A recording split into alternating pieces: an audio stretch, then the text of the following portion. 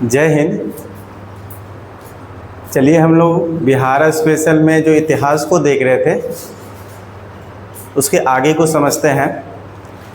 इससे पहले वाले क्लास में हम लोगों ने देखा हुआ था पाषाण काल के बारे में ना, और पाषाण काल में हमने 3 भाग में देखा कि 3 भाग में उसको बांटा गया है। पूरा पाषाण काल, मध्य पाषाण काल और नव पाषाण काल।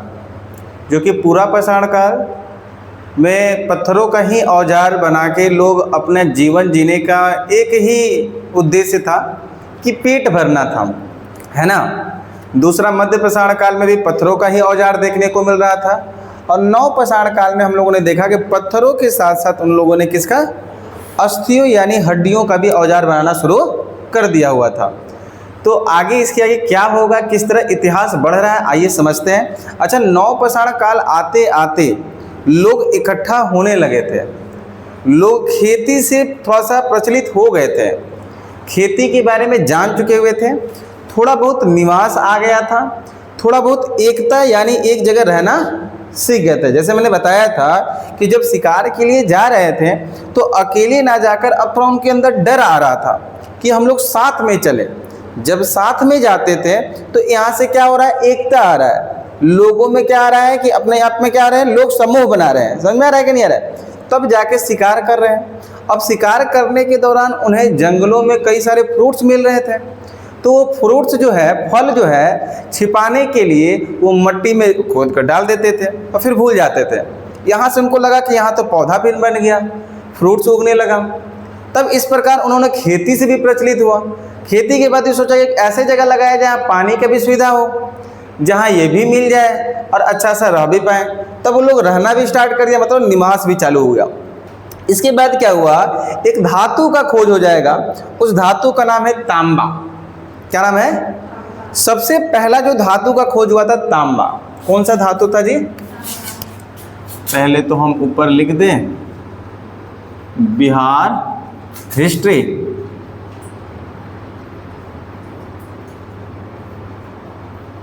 तो पहला जो धातु का खोज हो रहा है मेटल का, क्या आ रहा है? तांबा आ रहा है। जब तांबा आया तो क्या अब वो जो पत्थरों का औजार बना रहे थे लोग, अब पत्थरों से धीरे धीरे किससे शिफ्ट हो जाएंगे? तांबा पे। अब उस धातु, उस मेटल का बनाएंगे, तो धीरे धीरे उस पत्थरों से आगे जाके क्या तांबा का बनाएंगे, तो ताम्र पाषाण काल आएगा। कौन सा काल आएगा? जब तांबा का यूज होगा तो कौन सा काल आएगा? जब पत्थर का यूज हो रहा था तो कौन सा काल? पाषाण काल। और पुराना था तो पूरा पाषाण, बीच में आया तो मध्य पाषाण, और नया हुआ तो नव पाषाण काल। तो तांबा का यूज करेगा लोग।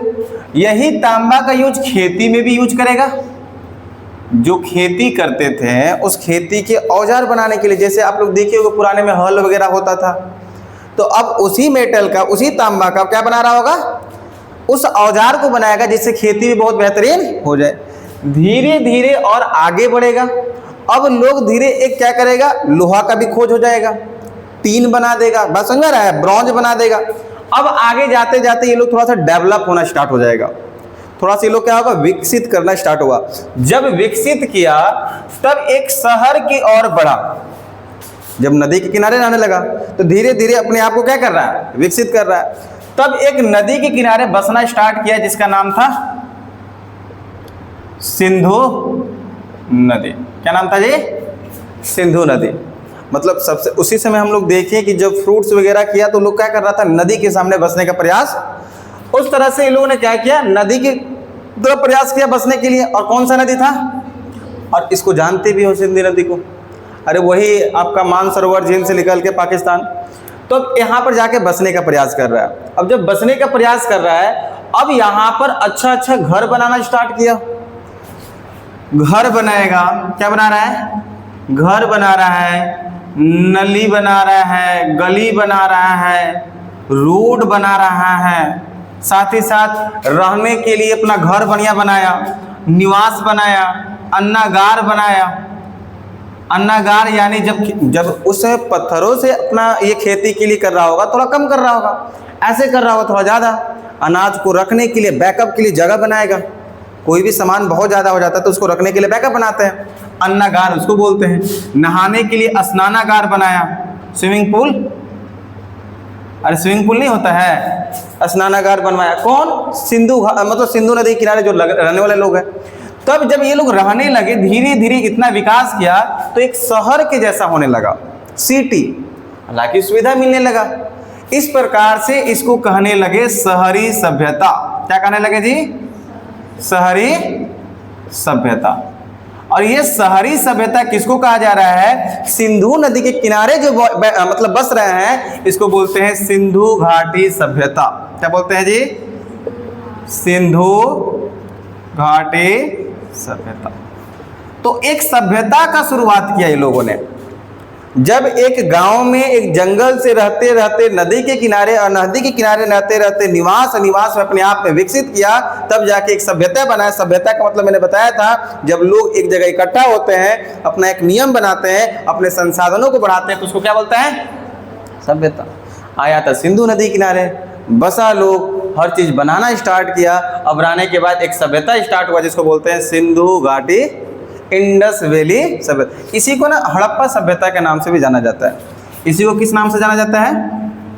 इसी को हड़प्पा सभ्यता। इसी को किस नाम से जानेंगे? हड़प्पा सभ्यता के नाम से जाना जाता है। अब समझने का प्रयास करिएगा। ये सिंधु घाटी जो सभ्यता है, इसका डेट कब से कब तक चलेगा? हमने इससे पहले इसको कब तक खत्म किया है? पाषाण काल को कब तक खत्म किए थे आप लोग देखें? आपने पाषाण काल को देखा था 25 लाख ईसा पूर्व बीसी से लेकर 3000 बीसी तक, यही चला नवपाषाण काल। इसके आगे जाओगे तो जब तांबा का खोज हुआ तो उस तांबा के औजार बनाने के दौरान अगले 500 साल लगा, जिसको ताम्रपाषाण काल भी कहते हैं, समकालीन काल भी कहा जाता है। तो आगे आ जाएगा ताम्रपाषाण काल। कहां से कहां आ जाएगा? 3000 बीसी से लेकर 2500। अब जब लोग यहां से धीरे धीरे शहर की ओर बढ़ना स्टार्ट किए तो यही शहर के पास पहुंचे जिसका नाम है सिंधु घाटी। क्या हो जाएगा ये? 2500 बीसी से लेकर ये चलता है काम। बात समझ में आई? अब सिंधु घाटी सभ्यता यानी हड़प्पा सभ्यता हर चीज को बनाना स्टार्ट किया, लोग डेवलप करना स्टार्ट किया, नली गली बहुत बेहतरीन, हवा मतलब जहां से हवा बह रही है उसी साइड में रोड बनाया कि हवा बहे तो पूरा रोड साफ हो जाए। समझ में आ रहा है? इस प्रकार इस सभ्यता के अंदर बहुत कुछ बनाया गया। लेकिन एक ऐसा समय आया कुछ साल के बाद, लगभग कितना साल हो रहा है? 750 साल। अब ऐड करो कितना साल आ रहा है? 750 साल के बाद यहाँ पर बताया जाता है इतिहासकारों के द्वारा, जो यहाँ पर पढ़ते हैं चीज़ों को रिसर्च करते हैं, बताते हैं कि बाढ़ आया, बहुत बड़ा बाढ़ आया। बाढ़ आने के दौरान यहाँ पर सभी लोग मारे गए। कोई इतिहासकार कहता है कि नहीं, आपदा प्रबंधन में चेंजेस हुआ, जैसे चक्रवात वगैरह होता है, तूफान होता है, ये सब आया जिसके कारण सभी लोग, और यहाँ के एक भी लोग बचे, ये इतिहासकारों का कहना है। और इसी सिंधु घाटी सभ्यता में हमें बिहार के इतिहास में, हम किसके रेफरेंस में पढ़ रहे हैं? बिहार के इतिहास के समक्ष में कोई भी ऐसा साक्ष्य नहीं मिलता है, इसलिए हम लोग सिंधु घाटी सभ्यता में बिहार के बारे में नहीं पढ़ते हैं। बात समझ में आ रही है आप लोग को? तो सिंधु घाटी सभ्यता में हम लोग कैसे शिफ्ट हुए? जब हमने नवपाषाण काल को खत्म किया तब तांबा का खोज किया, तांबा का औजार बनाया, लोग अपने आप में डेवलप हुआ, और उसके बाद क्या कर रहा है? नदी के किनारे बसा। उस नदी के किनारे बसने वाले की सभ्यता सिंधु घाटी, जिसको हड़प्पा। और ये याद रखिएगा, ये विश्व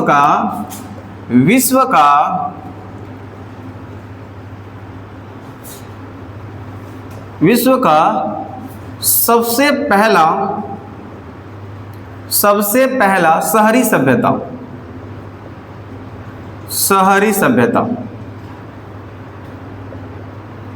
कैसा सभ्यता है ये? विश्व का सबसे पहला शहरी सभ्यता। सिंधु घाटी सभ्यता को ही विश्व का सबसे पहला शहरी सभ्यता माना जाता है। लेकिन यही पूछ लिया जाए विश्व का सबसे पहला ग्रामीण सभ्यता कौन सा था? तो पहला ग्रामीण आया होगा तब तो सर एक मेसोपोटामियम की सभ्यता चीन में, मेसोपोटामिया बोलते हैं, मेसोपोटामिया की सभ्यता, ये लगभग 5000 बीसी में था, 5000 बीसी में। तो विश्व का सबसे पहला ग्रामीण सभ्यता की बात की जाए, ये ग्रामीण था जो कि कहाँ चल रहा था जी? कहाँ चल रहा था ये सभ्यता? चीन। तो विश्व का सबसे पहला हम लोग ग्रामीण सभ्यता की बात करें तो मेसोपोटामिया की सभ्यता कहाँ चल रहा है? चीन। सबसे पहला शहरी सभ्यता जो था कौन सा था? क्या सिंधु घाटी सभ्यता था? क्या बिहार का कोई इतिहास का साक्ष्य मिला? कोई साक्ष्य नहीं मिला, इसलिए हम लोग सिंधु घाटी सभ्यता में बिहार के बारे में नहीं पढ़ते।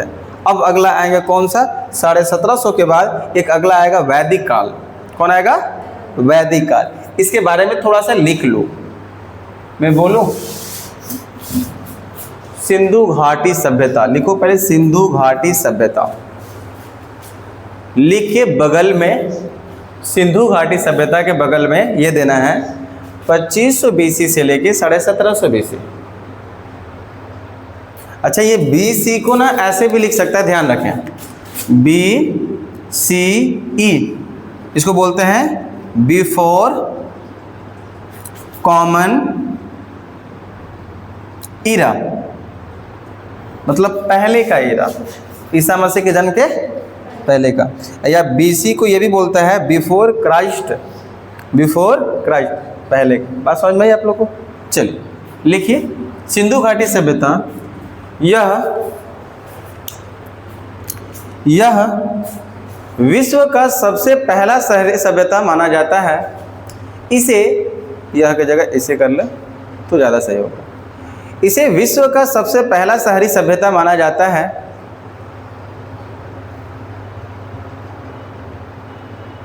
जिसे हड़प्पा सभ्यता के नाम से भी जाना जाता है, जिसे हड़प्पा सभ्यता के नाम से भी जाना जाता है, जिसे हड़प्पा सभ्यता के नाम से भी जाना जाता है।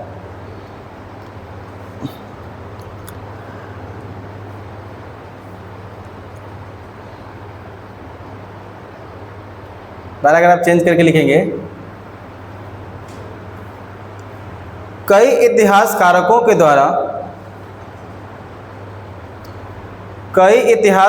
के द्वारा सिंधु घाटी सभ्यता का पतन, सिंधु घाटी सभ्यता का पतन का कारण अलग अलग बताया जाता है। सिंधु घाटी सभ्यता का पतन का कारण अलग अलग बताया जाता है। पतन का मतलब समाप्त होना ना, अलग अलग बताया जाता है। जैसे बाढ़ आना, कौमा,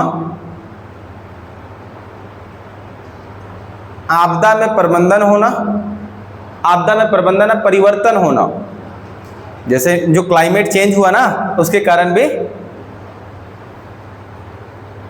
चक्रवात आदि लिख लेना, चक्रवात या भूकंप। बात समझ में आया? पैराग्राफ चेंज करके एक और लाइन लिखे, सिंधु घाटी सभ्यता से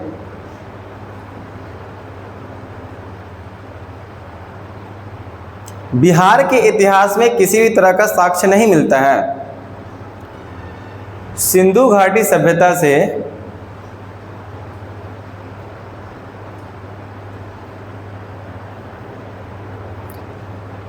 बिहार के इतिहास के संबंध में कोई भी साक्ष्य नहीं मिलता है। बिहार के इतिहास के संबंध में कोई भी साक्ष्य नहीं मिलता है। अच्छा, आप जब भारत के इतिहास पढ़ रहे होंगे, इस सिंधु घाटी सभ्यता के बारे में बहुत चीज़ें जानेंगे। जैसे आप सुने होंगे मोहनजोदड़ो, हड़प्पा, नाम सुने हो, चनहुदड़ो, आप इसी तरह यहाँ पर कालीबंगा, आप नाम सुनोगे, जिसमें राखल दास बनर्जी का नाम भी सुनोगे, ऐसे नाम सुनेंगे नहीं, राखल दास बनर्जी वगैरह का। जब भारत का इतिहास पढ़ोगे तब उसमें ये सभी चीज़ों को जानोगे। अभी हम किसके रेफरेंस में बात कर रहे हैं? बिहार के रेफरेंस में बात कर रहे हैं। इसलिए हम देख रहे हैं कि सिंधु घाटी सभ्यता जो है उसके साक्ष्य में बिहार के इतिहास में कोई भी तरह की चीज़ें नहीं मिला, उसके संबंध में कोई भी साक्ष्य देखने को नहीं मिला, जो कि आपने भली बात है उसको लिख लिया हुआ है। क्लियर हुआ? अब आगे चलते हैं कहाँ से? 750 BC के बाद। इरेज किया जाए इसको। आपको समझ में आ रहा है इतिहास कैसे कैसे चला? अब धीरे धीरे जब ये पतन हो गया है तो चीजें खराब हो गई। अब फिर से लोग कहाँ की ओर भागेंगे? ग्रामीण की ओर। कहाँ भागेंगे? अब देखो एक आएगा वैदिक काल। अब ये सिंधु घाटी सभ्यता से ना पूजा पाठ शुरू हो गया था। पशुपति मूर्ति का, कांसे की नर्तकी वगैरह बन रहा था, नाच गाना वगैरह सब चीज चालू हो गया था उसी समय से। सिंधु घाटी सभ्यता थे। अब आगे चलते हैं, वैदिक काल आएगा। कौन सा आएगा? वैदिक काल या वैदिक सभ्यता भी बोलते हैं इसको। वैदिक काल या वैदिक सभ्यता। देखो 1750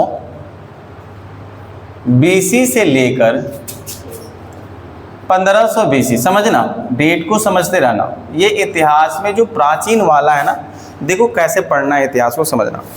इतिहास में 3 टाइप में चीजों को याद रखना है। फर्स्ट टाइप, जब बात प्राचीन की होगी बाबू, प्राचीन की, तो इसमें क्या ध्यान रखना है?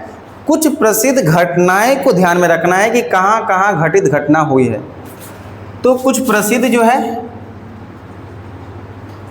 घटना, दूसरा घटना का जगह, घटना का, तो प्रसिद्ध घटना, घटना का, घटना किसके किसके बीच, कई बार घटना के संबंध। तो प्राचीन में आपको डेट नहीं याद रखना है, क्योंकि डेट नहीं पूछता है, क्योंकि प्राचीन से उतना क्वेश्चन आएगा नहीं। आएगा तो वैसा कुछ आएगा जो बहुत प्रसिद्ध घटना हुई है। क्वेश्चन आने का ट्रेंड यही है। तो आपको जो प्रसिद्ध घटना उसको याद रखना है, उसके बारे में कहाँ हो रहा है ये याद रखना है, कौन इसमें भाग लिया हुआ था, कैसे लोग थे, ये ध्यान रखना है। अब जब आओगे मध्यकालीन में बाबू,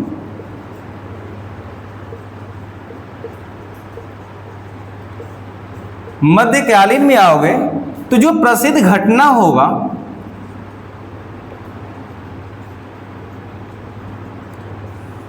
कौन कर रहा है, किसके बीच हो रहा है,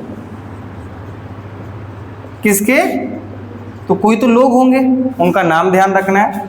दूसरा प्लेस तो ध्यान आपको देना ही है, नाम आपको ध्यान देना है, और लोगों का नाम, जो लोग हैं लोगों का नाम ध्यान देना है। यहां पर क्या था? प्रसिद्ध घटना, घटना का जगह, संबंध, किस तरह से संबंधित था, घटना में किसके बीच हुआ, कौन लोग इसमें शामिल थे। यहां कुछ ऐसे डेट, कुछ इंपॉर्टेंट डेट को ध्यान देना है, ठीक, कुछ इंपॉर्टेंट, पूरा नहीं। आप आधुनिक में आओगे, आधुनिक मॉडर्न में, तो आपको सभी घटना याद रखना है। सभी किसके बीच ये याद रखना है,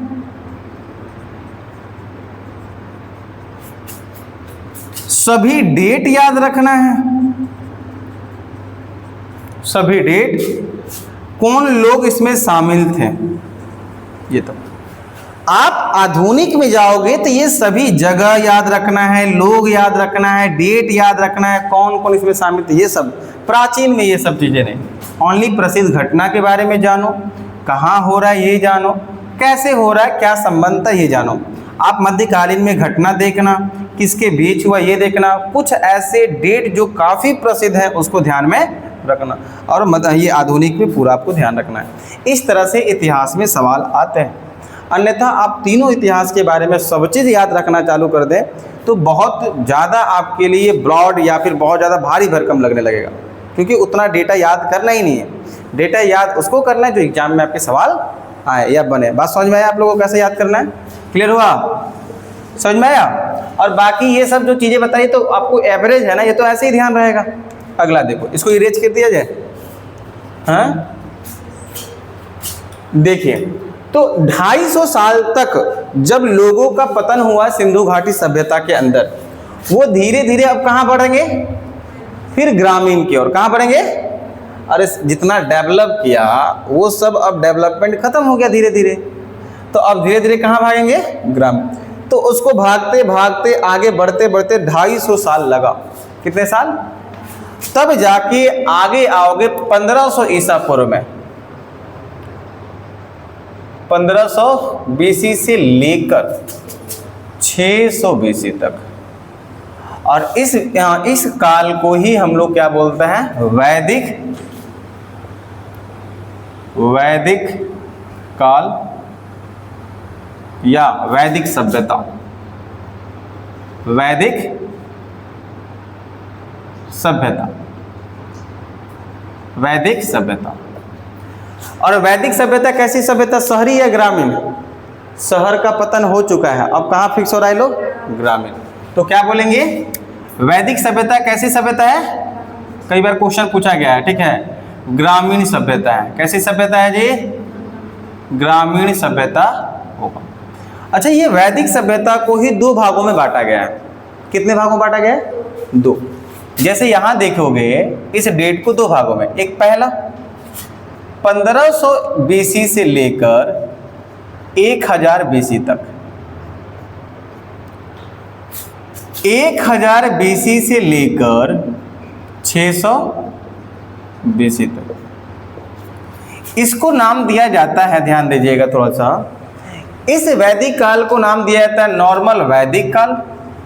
क्या नाम दिया? वैदिक काल। इसको नाम देता है उत्तर वैदिक काल। उत्तर वैदिक काल। यहां वैदिक, देखो यहां पर समझना, अभी बिहार पे हम लोग आएंगे, थोड़ा थोड़ा इसकी कहानी को समझना। वैदिक काल एक ग्रामीण सभ्यता हुई 1500 ईसा पूर्व से लेके कितना? 600। आगे जाके इसको दो भागों में लोग देखना स्टार्ट किए हैं। पहला भाग देखे 1500 बीसी से लेके 1000 बीसी।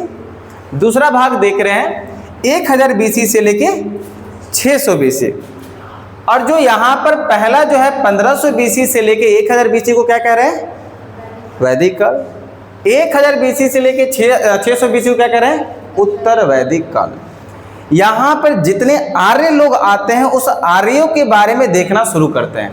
आर्यों का एंट्री हो जाएगा भारत में। मध्य एशिया से आ रहे हैं। मध्य एशिया मतलब एशिया महाद्वीप है, उसके बीच में से वो लोग आना स्टार्ट कर रहे हैं। अभी हम देखेंगे उसकी कहानी को।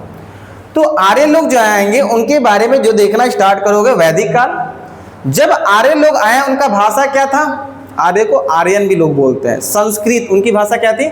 जो भगवानों की भाषा थी उनको उनका भी भाषा वही था, संस्कृत था। तो उत्तर वैदिक काल में यहाँ पर क्या हुआ? कई सारे ग्रंथ लिखाना स्टार्ट हुए। पुराण, उपनिषद का नाम आप लोगों ने सुना होगा, वेदों का नाम सुना होगा।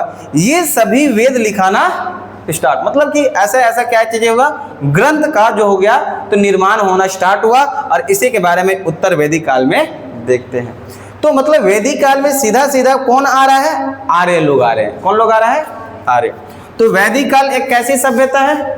ग्रामीण। तो वैदिक काल में हम लोग किसके बारे में देखते हैं? आर्य लोगों का आगमन हो रहा है। किसका?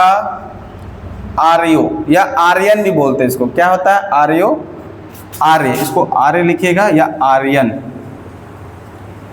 आर्यन, आर्यनों का, आर्यन लोगों का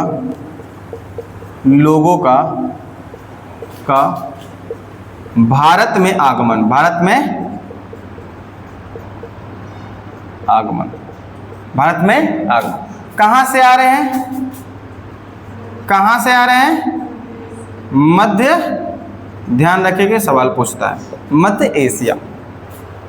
तो अच्छा ऐसा बताओ, ये लोग भारत ही क्यों आया? जगह तो बहुत सारा होगा, ये लोगों ने मध्य एशिया से भारत को ही क्यों चुन रहे हैं? चीन भी था, रूस भी था, अलग अलग देश चल रहे थे। हालांकि भले ही उस समय देश का नाम नहीं था, पहले इतिहास में जगह का पहचान नदी पहाड़ों से होता था। आज अब नाम से पहचान करते हो ना कि हई रामगढ़ है तो हई है तो हई है, पहले कैसे पहचान करता होगा? नदी, इस नदी के किनारे ये शहर या ऐसा कबीला बसा हुआ है, पहले तो नाम नहीं था। या पहाड़, ये पहाड़ के पीछे या पहाड़ से दाहिने साइड या पहाड़ के पूरब साइड या पश्चिम साइड ये चीज़ें देखने को मिलता था। या जंगल, पहले ऐसा कोई चिन्हित चीज़ होगा, उसी के आधार पर चीज़ों को पहचान कर रहा होगा। धीरे धीरे आज ना नाम दे दिया, आज ना नाम के आधार से जानते हो। आज थोड़ी कहते हो हई नदिया किनारे हई है, आज कहते सीधा हई नाम है। हई नहीं पहचाना था तो बड़ा शहर का नाम लेते हो, तब जाकर छोटा शहर का नाम लेते हो, पहचाना जाता है। यही तरीका है, पहले ऐसे नहीं होता था, पहले नदी पहाड़ों के आधार पे होता था। अच्छा, ये आर्य लोग भारत आए क्यों? आने का मेन कारण इनका था कि भारत में जो ये जलवायु होता है, क्लाइमेट, ये एवरेज नॉर्मल रहता है। देखो तीनों तरह के आपको तीनों चारों मिलेगा, गर्मी भी मिल रहा है, ठंडा भी मिल रहा है, बरसात भी मिल रहा है। बाकी किसी और देश में जाओगे तो ऐसे क्लाइमेट नहीं मिलते हैं। अपने भारत में लमसम क्लाइमेट सब मिला जुला के ठीक ठाक था, ना ज़्यादा गर्मी, ना ज़्यादा ठंडा, ना ज़्यादा, इसको 3 भागों में बांटा। तो हर तरह के जलवायु यहाँ देखने को मिला। जब आर्यों को ये बात पता चल रहा है कि यहाँ की जलवायु बेहतरीन है और हम लोगों के लिए बसने के लिए बहुत बेहतरीन जगह ये माना जाएगा, तब आर्यों का यहाँ पर आगमन हो रहा है। तो आर्य का आने का कारण ये बताया जा रहा है कि जलवायु यहाँ का बेहतरीन है, यहाँ का वातावरण, यहाँ का इन्वायरमेंट उन लोगों के लिए बहुत बढ़िया था, इसलिए यहाँ पर आना इन लोगों ने शुरू कर दिया। बात समझ में आया? आर्य क्यों आ रहे हैं भारत में? तो इसलिए ये आर्य कहाँ आ रहे हैं? भारत में। अगला क्वेश्चन बनता है कि आर्यों की भाषा क्या था? संस्कृत। आर्यों को भाषा क्या था जी? संस्कृत। आर्य जो भाषा बोलते थे वो कौन भाषा बोलते थे? संस्कृत बोलते थे। और ये अपने आप को बड़ा मतलब वरिष्ठ बताते थे, बड़ा व्यक्ति। क्यों बता रहे हैं? आर्य अपने आप को कह रहे हैं कि हम बहुत बड़ा हैं, वरिष्ठ हैं, इसलिए कह रहे हैं क्योंकि ये संस्कृत भाषा भगवान की है। क्योंकि आपको पता होगा तो संस्कृत भाषा किसको माना जाता है? भगवान की भाषा माना जाता है। तो आर्य लोग कौन सा भाषा बोल रहे हैं? संस्कृत। तब ये आर्य कह रहा है भाई जो भगवान लोग बोलते हैं वो भाषा हमारी है। तो अपने आप को क्या दे रहा है? वरीयता दे रहा है, अपने आप को बड़ा दिखा रहा है। तब और जो संस्कृत नहीं बोलता उसको बोल रहा है निम्न है। क्या बोला उसको? मतलब नीचा है। आर्य लोग का कहना था कि जो संस्कृत बोल रहा है वो क्या है? अपने आप में सर्वोपरि है, वो बड़ा है। क्यों? क्योंकि ये भाषा किसका है? भगवान लोगों का। जो संस्कृत नहीं बोल रहा उसको क्या बोला गया है? निम्न। जो संस्कृत नहीं बोल रहा उसको क्या बोला गया है? निम्न, यानी छोटी जाति के लोग। छोटी जाति, ये ध्यान रखना, ये क्वेश्चन बना गया है ना। जो संस्कृत नहीं बोलते थे उसको आर्य लोगों ने किस तरह से इंडिकेट किया? निम्न। क्या कहा? निम्न जाति के लोग, छोटी जाति के लोग, और अपने आप को बहुत बड़ा कहा। अच्छा देखना ना, जब ये लोग आए आर्य, तो जब आर्य आ रहे हैं तो भारत में संस्कृत का क्या कर रहा है? प्रचार प्रसार करेगा। उत्तर भारत में भी और दक्षिण भारत में भी। कहाँ कहाँ? उत्तर भारत में भी और दक्षिण। तो उत्तर भारत में भेजने वाला एक व्यक्ति था जिसका नाम था भरत। क्या नाम था? भरत। आर्यों ने भेजा एक भरत को, और ये भरत नामक व्यक्ति क्या आगे बढ़ा, और बढ़ते के दौरान क्या हो रहा है? संस्कृत भाषा का प्रचार प्रसार करने गया हुआ था। आगे बढ़ेगा तो गंगा नदी मिला। इसको क्या मिला? गंगा नदी। और ये भरत जो है गंगा नदी को पार नहीं कर पाया, क्योंकि उस समय गंगा नदी पानी बहुत ज़्यादा थी और किसी कारणवश वो पार नहीं कर पाया। इस कारण से पटना के, मतलब बिहार में पटना के गंगा नदी जब पार नहीं कर पाया, इसलिए उस गंगा नदी के पानी पटना में उसको अछूत माना जाता है, पवित्र नहीं माना जाता। आपको पता है कि नहीं? नहीं पता है? देखिएगा गंगा जल लेके आना होगा तो पटना से नहीं लेके जाएगा, और पटना के आगे जब जाएंगे लोग लेके, जब ये कटिहार वगैरह से बाहर निकल रहा होगा तब वहाँ का माना जाता है शुद्ध। रीजन यही इतिहास का कारण। और यही भरत के कारण क्या हुआ, जब ये कई सारा क्या होता संस्कृत भाषा का प्रचार प्रसार किया, इसी भरत के नाम पे अपना नाम भारत रखा गया। भारत अपना देश का नाम क्या रखा गया, जैसे और भी नाम से जाना जाता है, इसको और क्या क्या नाम से जाना जाता है, भारत, हिंदुस्तान, इंडियन, है ना। हिंदुस्तान पता है कैसे रखा गया है, ये सिंधु नदी के किनारे के जो था ना, तो वो लोग स को ह बोलता था। सिंधु, सिंधु है, सिंधु नदी क्या है, सिंधु, सिंधु नदी है ना, तो वहाँ के लोग स को क्या बोलता था, ह। तो स से हटा दोगे तो क्या होगा, हिंदू, और स्थान से क्या होगा, हिंदू। समझ में आ रहा है, इस कारण से क्या है, हिंदुस्तान है। तो ये भारत था, इसके बारे में थोड़ी सी कहानी ऐसे ध्यान में आपको रखना है। आज भी पटना के गंगा नदी को क्या माना है, अपवित्र माना जाता है। रीजन ये इतिहास था। आगे चलते हैं, तो क्या ये आर्य लोग बिहार में भी आए होंगे, बिल्कुल आए होंगे। उस बिहार के बारे में जानना है। ये कहानी बिहार से रिलेटेड नहीं थी, बट इसको दिखाना जरूरी था कि कैसे कैसे आगे बढ़ा। अब ये देखो आर्य लोग कहाँ आएंगे जी, बिहार में एंट्री करेंगे। यहां मैं लिखता हूं, देखिए सबसे पहले आर्य भारत में जब आए तो इनका बिहार में भी आगमन होगा। कहाँ आगमन होगा, बिहार में आगमन। यहाँ कुछ हम बिहार बनाते हैं और लोकेशन में दिखाते हैं कहाँ पर वो लोग सबसे पहले आए।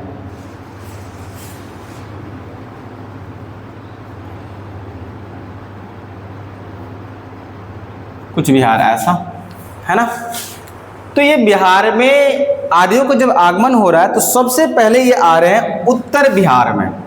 कहाँ है, उत्तर बिहार। और उत्तर बिहार के विदेह क्षेत्र में आ रहे हैं। किसमें, विदेह क्षेत्र। अब यहाँ लोकेशन में थोड़ा ध्यान दीजिए, किसको विदेह क्षेत्र कहते हैं।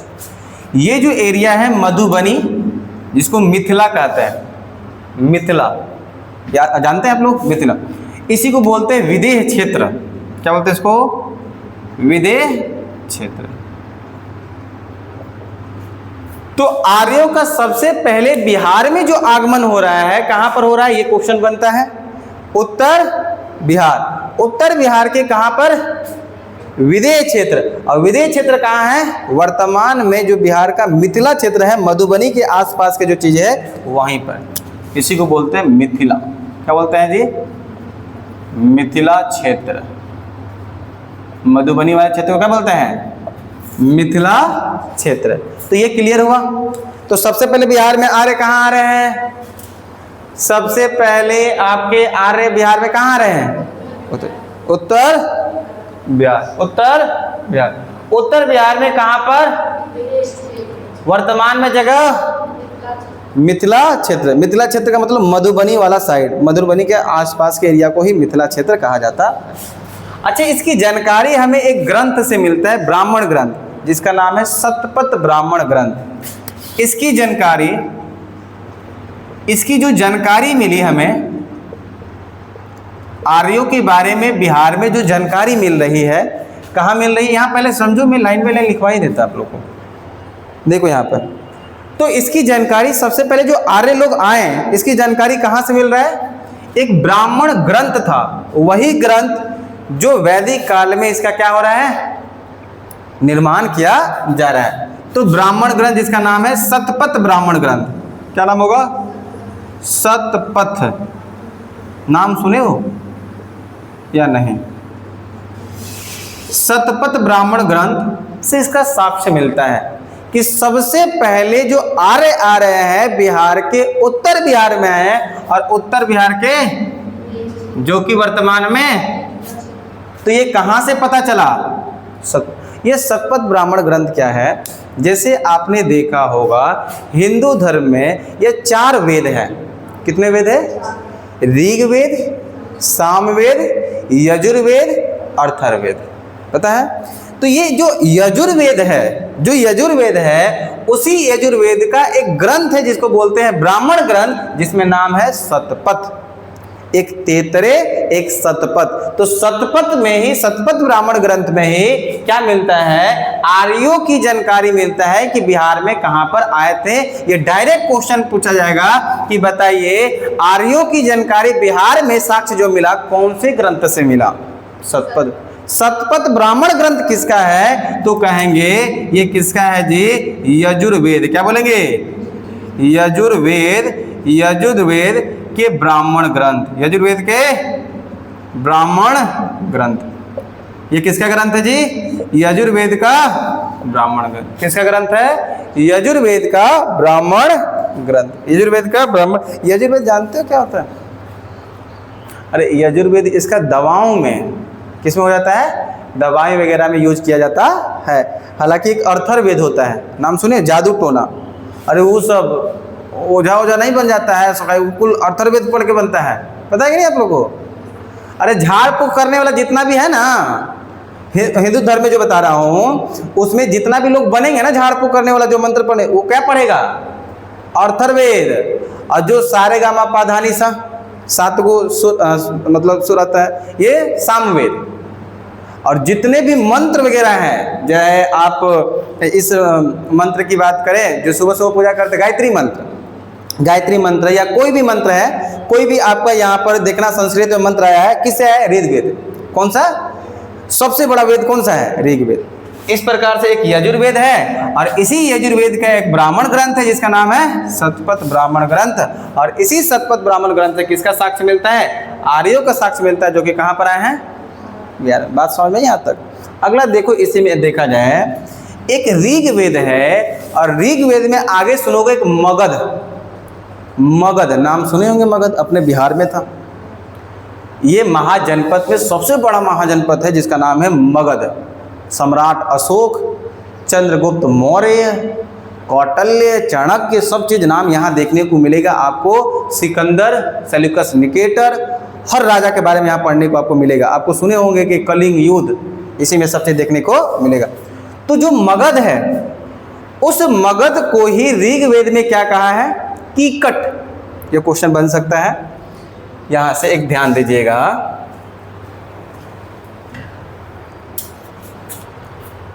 ऋग्वेद में क्या बोलेंगे, ऋग्वेद, ऋग्वेद में मगध को, किसको, मगध को, मगध को क्या कहा गया है, कीकट। क्या कहा गया है जी, कीकट कहा गया है, कहा गया है। अब समझना कीकट का मतलब क्या है। इस कीकट का मतलब बताया गया है निम्न जाति के लोग।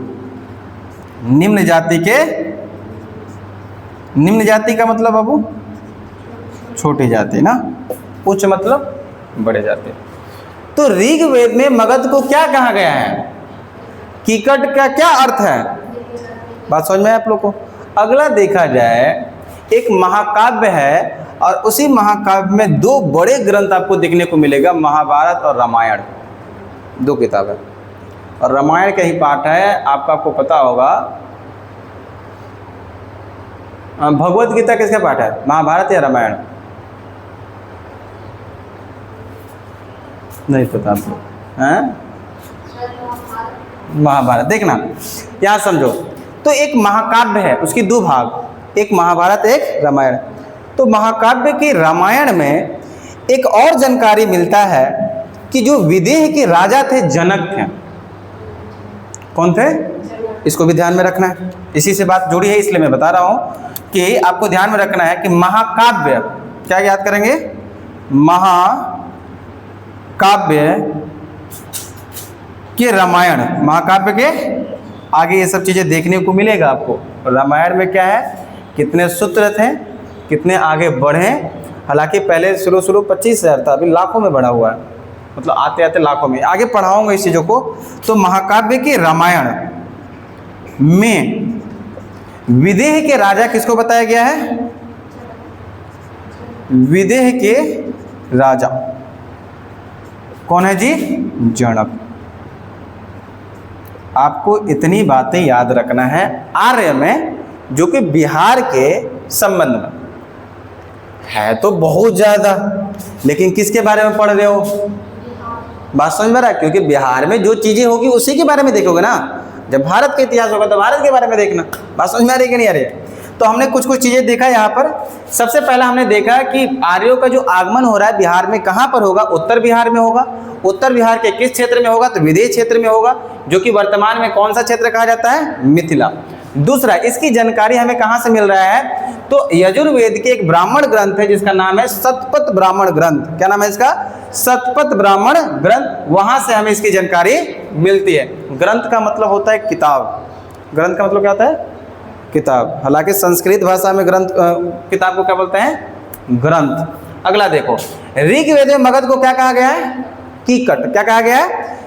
मगध को कीकट। और इसी कीकट का मतलब क्या है? निम्न जाति के लोग। अगला देखो, महाकाव्य के रामायण में, महाकाव्य के दो भाग, महाभारत और रामायण। महाकाव्य के रामायण में विदेह के राजा किसको बताया गया है? जनक को। इसको लिखवा दे, 4 लाइन लिख लिया, लिख ली हैं। आगे बताएं? चल, तो सिंपल ही है, कोई हमको नहीं लग रहा है बहुत 4-4 लाइन है आगे। अब जब ऋग्वेद खत्म होगा तो फिर से लोग, अब देखो कहानी का ट्विस्ट क्या आएगा। कहानी आप लोगों को समझ में आ रहा है कि नहीं? मतलब एक तरफ से कहानी है, एक तरफ से कुछ डेटा आ रहा है, तो कहानी को माइंड में सेट करो और डेटा को लिखते चलो, याद रहते रहेगा। अब कहानी को तो लिख नहीं सकते हो, लिखोगे तो पन्ना भर जाएगा, 5-10 पन्ना। वो कहानी कैसे लिखोगे? तो कहानी वैसे याद रह जाएगा। कभी कभी खाली समय मिले आपको जहन में कहानी, रात में छोटे बच्चा को सुनाओ तो यही सुना दो कि देखो पहले ऐसा था, पहले, अरे देखो बताना भी आना चाहिए। हमको बड़ा बढ़िया कहानी बनाने आता है, बिल्कुल किसी घटना को बहुत बेहतरीन तरीके से बता सकते हैं, ऐसा मुझे लगता है। समझ में आ रहा है कि नहीं आ रहा है? इससे क्या होगा कि धीरे धीरे आपको वो ध्यान में भी रहेगा और बचवा को भी ध्यान में आ जाएगा। समझ में आ रहा? अब वो कहानियाँ कौन कहे? एगो राजा रहन, एगो रानी रहे, खत्म, ये सब तो पुराना हो गया ना। समझ में आ रहा है कि नहीं आ रहा है? कहानी सुनने में बड़ा बढ़िया लगता है, जो कि बेहतर रहता है। तो आगे बढ़ते हैं ना, आगे बढ़ा जाए। ये समझ में आया आप लोग को? कितना देर का हुआ ये? चलो, यहाँ तक तो मैं भी आप लोग को बहुत अच्छे से समझ में आ गया है। मतलब हिस्ट्री जो इतिहास है, आगे की ओर देखा जाए।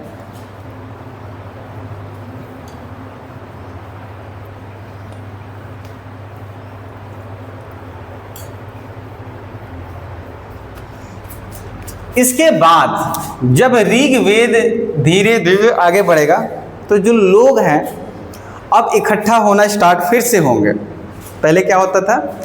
जब लोग इकट्ठा होते थे, ऐसा समझना, जो लोग इकट्ठा होते थे तो पहले मूवी वगैरह में देखो तो कबीला कहा जाता है।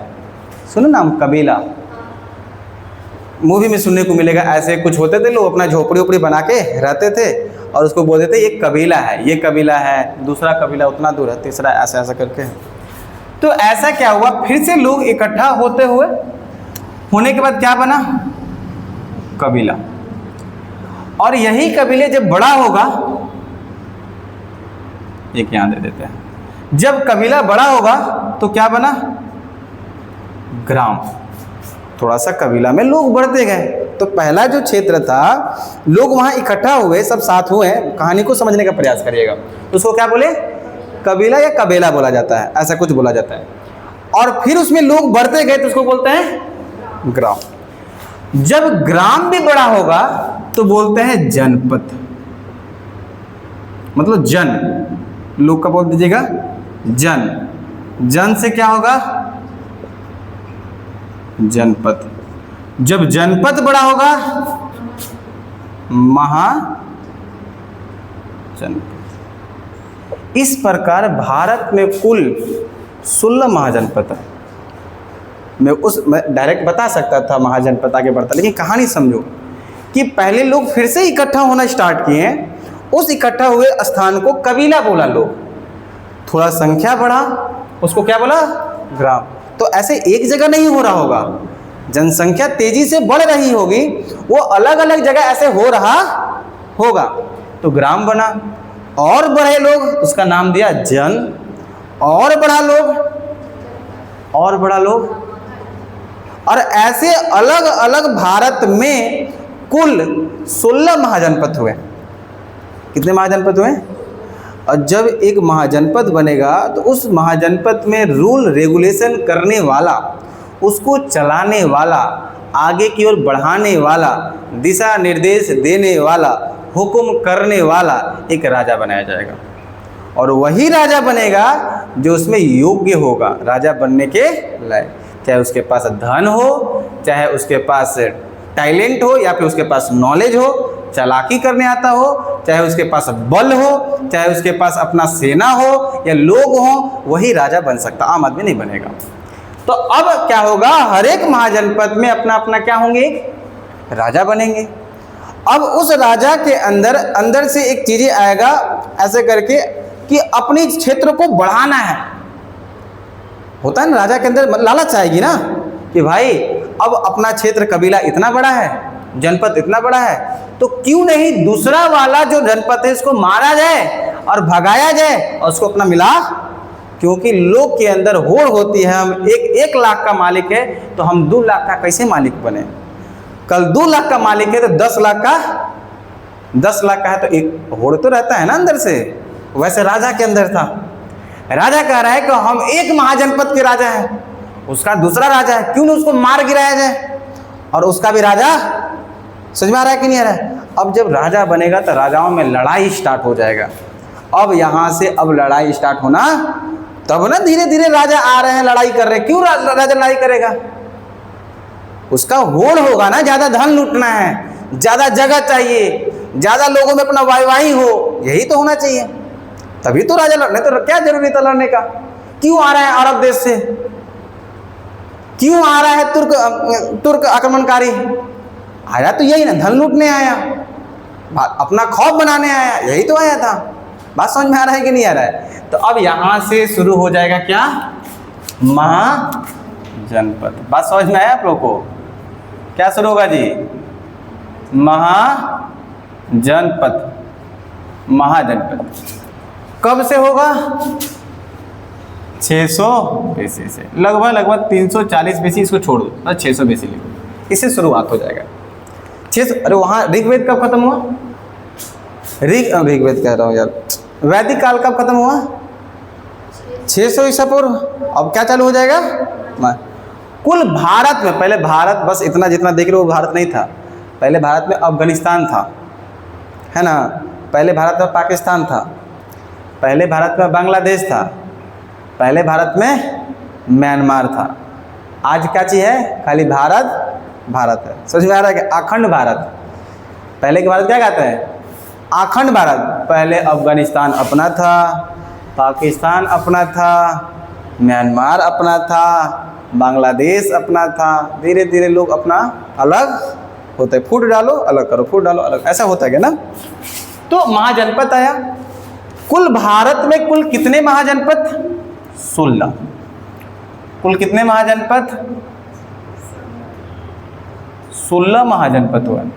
16 में, यहाँ ध्यान देना, 16 महाजनपद में से 8 महाजनपद यूपी में, यूपी क्षेत्र में कितना, हाँ जाना है आप लोगों को तो जाएंगे, फिर जाइएगा। यूपी में कुल कितना महाजनपद, 8। दूसरा, बिहार में कुल कितना महाजनपद, बिहार में 3 गो महाजनपद। बिहार में कगो, 3 गो, तो 8 3 11 गो हो गया। एगो राजस्थान में, एगो कहाँ पर, एगो राजस्थान में, एगो मध्य प्रदेश में, एगो मध्य प्रदेश में। और देखो अगला, और देखा जाए कब हुआ, 8 3 11 12 13। एगो साउथ में, दक्षिण भारत, अस्मक करके है, पाटन, साउथ इंडिया,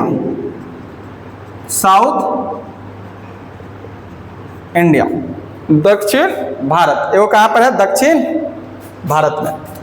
2 गो वर्तमान में देखोगे तो भारत से बाहर, वर्तमान की बात होगी तो 2 गो भारत से बाहर है। तो present out of India, out of India, जो कि प्रेजेंट में, प्रेजेंट में ये दोनों भारत से बाहर है, भारत से।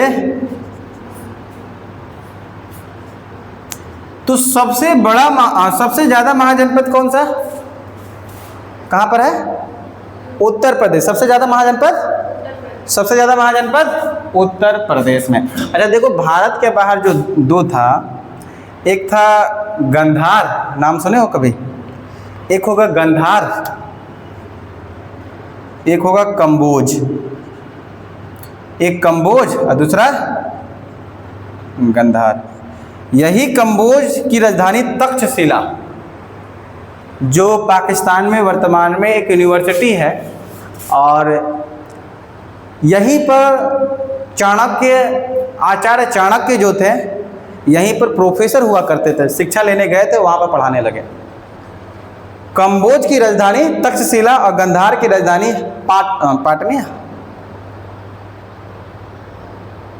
हाँ पाटन करके नहीं तो हाटक करके। कंबोज की राजधानी तक्षशिला,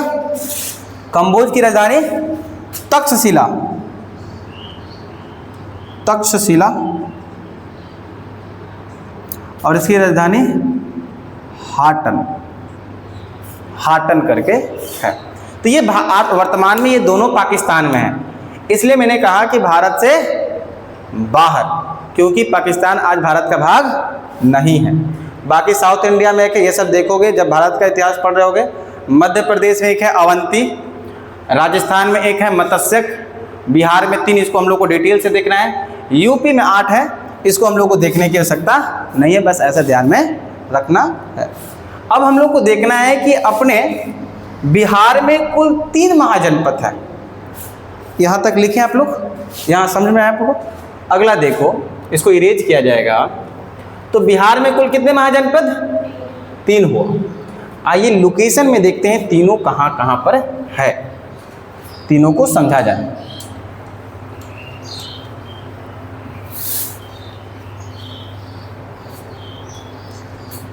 कुछ बिहार अपना इस तरह,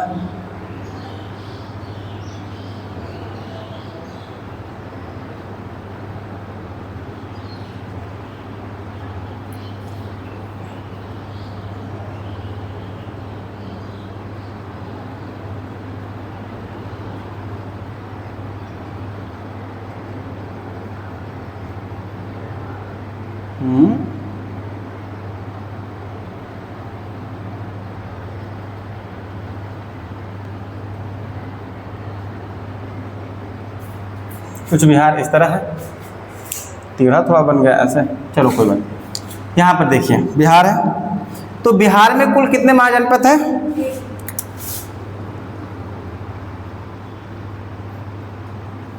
3 है। पहले देखना यहाँ पर, जिसका नाम है वज्जी। क्या नाम है? वज्जी महाजनपद। एक यहाँ देखना जिनका नाम है मगध महाजनपद। एक यहाँ देखना जिसका नाम है अंग महाजनपद। देखो ये 3 महाजनपद आपको देखने को मिलेगा बिहार में। पहला यहाँ पर कौन सा महाजनपद? वज्जी, दूसरा मगध, तीसरा अंग। वज्जी, मगध और अंग। थोड़ा सा और लोकेशन को मैं क्लियर करूं तो वज्जी कहाँ है आपको इस लोकेशन से समझ में आ रहा है? कहाँ होगा? जिला का नाम बता पाओ। वैशाली, यही था ऊपर में, हाजीपुर वैशाली याद आ रहा है, और बगल में मुजफ्फरपुर।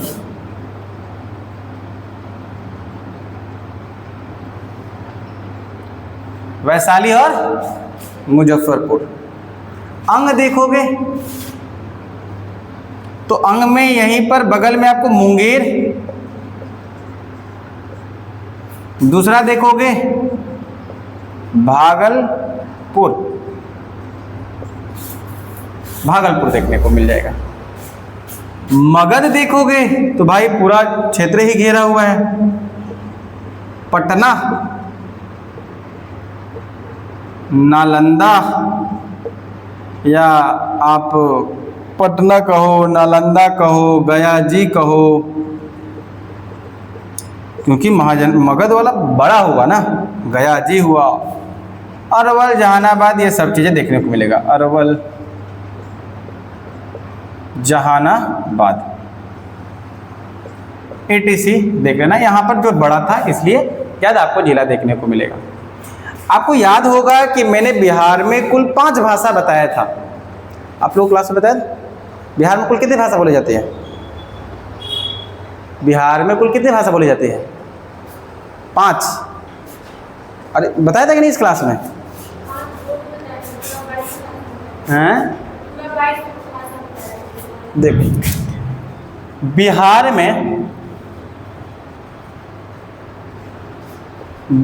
में कुल 5 भाषा बोले जाते हैं। कितने भाषा? 5 भाषा। पहला देखोगे भोजपुरी,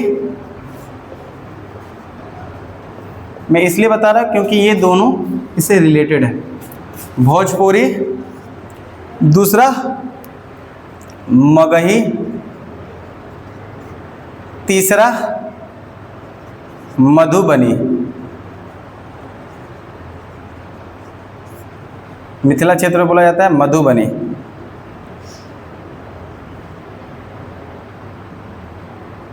चौथा वज्जिका। 5वां देखो, वज्जी से ही आया, वज्जिका जो वज्जी वाले महाजनपद में बोला जाता है। 5वां अंगिका। 5वां अंगिका। ये 5 ऐसे भाषा हैं जो बिहार में बोला जाता है। 5 भाषा कौन कौन सा? भोजपुरी, मगही, मधुबनी, वज्जिका और अंगिका। अच्छा, इसमें से ऐसा कोई भाषा है जो भारत के संविधान में ऐड है?